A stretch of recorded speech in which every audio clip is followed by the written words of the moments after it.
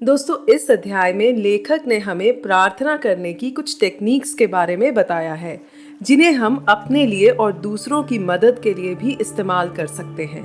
लेखक बताते हैं कि हम जिसके लिए या फिर जिस उद्देश्य के लिए प्रार्थना करना चाहते हैं, वो हमारे मन में स्पष्ट होना चाहिए। तो चलिए जानते हैं संक्षिप्त में इन टेक्निक्स के बारे में। Mental image technique, as the name suggest, इस टेक्निक के अनुसार आप अपने माइंड में उस पिक्चर को या सीन को इमेजिन कीजिए, विजुलाइज कीजिए जो आपको चाहिए।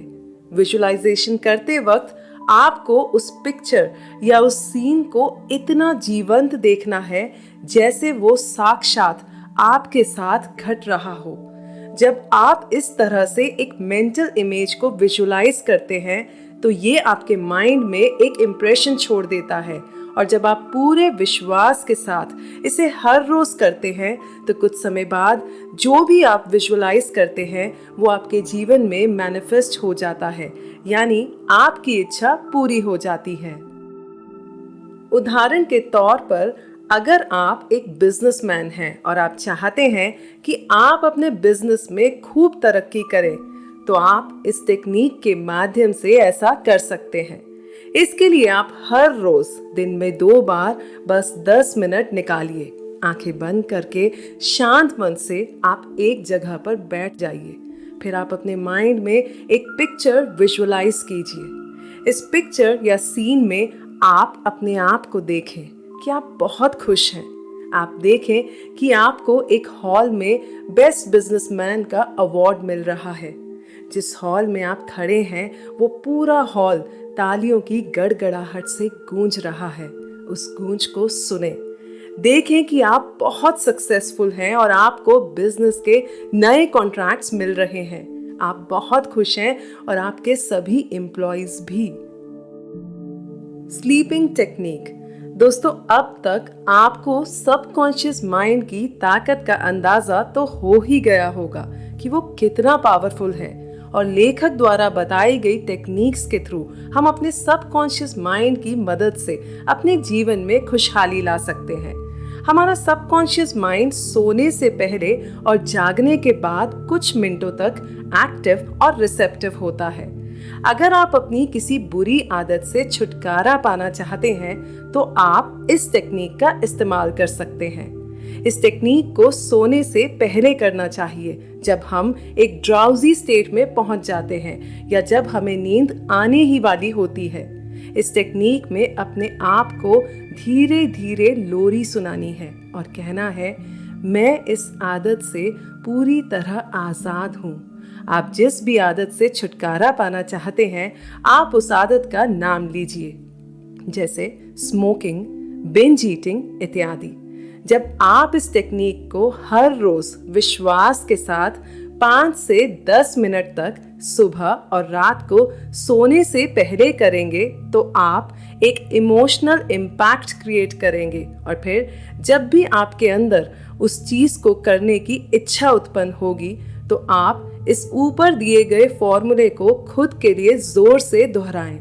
ऐसा करने से आप अपने सबकॉन्शियस माइंड को ये थॉट एक्सेप्ट करने के लिए प्रेरित करते हैं, और इसके बाद आपकी हीलिंग शुरू हो जाती है।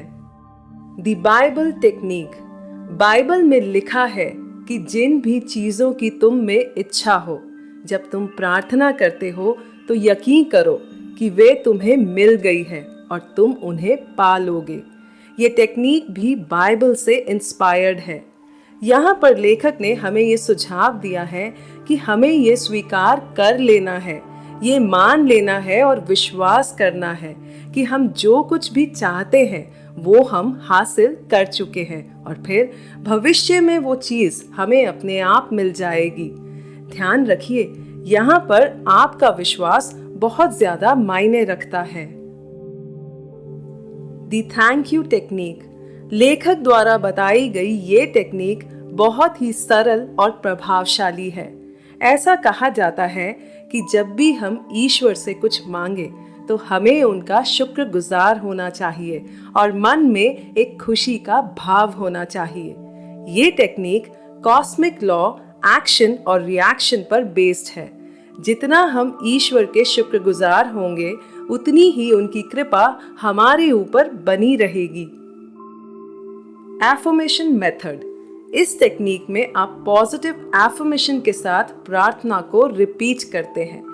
आपको चाहे कितनी भी रुकावटें दिखें, लेकिन आप एक विश्वास और एक पॉजिटिव फीलिंग के साथ प्रार्थना करते हैं। उदाहरण के तौर पर अगर कोई व्यक्ति बीमार है तो आप पॉजिटिव एफर्मेशन और विश्वास के साथ उस व्यक्ति के लिए दिन में कई बार प्रार्थना कर सकते हैं। The absolute method.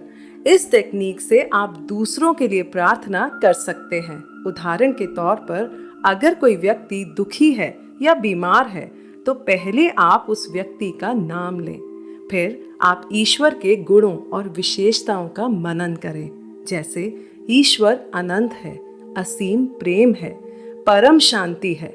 जब आप ईश्वर का मनन करते हैं तो आप एक हायर कॉन्शियसनेस के लेवल पर पहुंच जाते हैं और फिर आप महसूस करिए कि ईश्वरीय प्यार उस व्यक्ति के अंदर की नेगेटिविटी को नष्ट कर रहा है।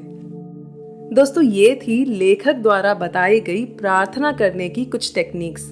इन्हें प्रभावशाली बनाने के लिए लेखक ने हमें कुछ महत्वपूर्ण टिप्स भी बताए हैं। चलिए जानते हैं इन्हें संक्षिप्त में।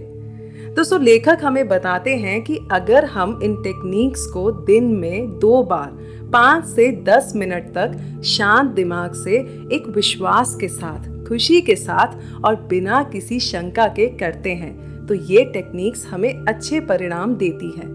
अगर हमारे मन में किसी प्रकार का डर या फिर चिंता होगी तो इन टेक्निक्स के द्वारा हमें अच्छे परिणाम नहीं मिलेंगे।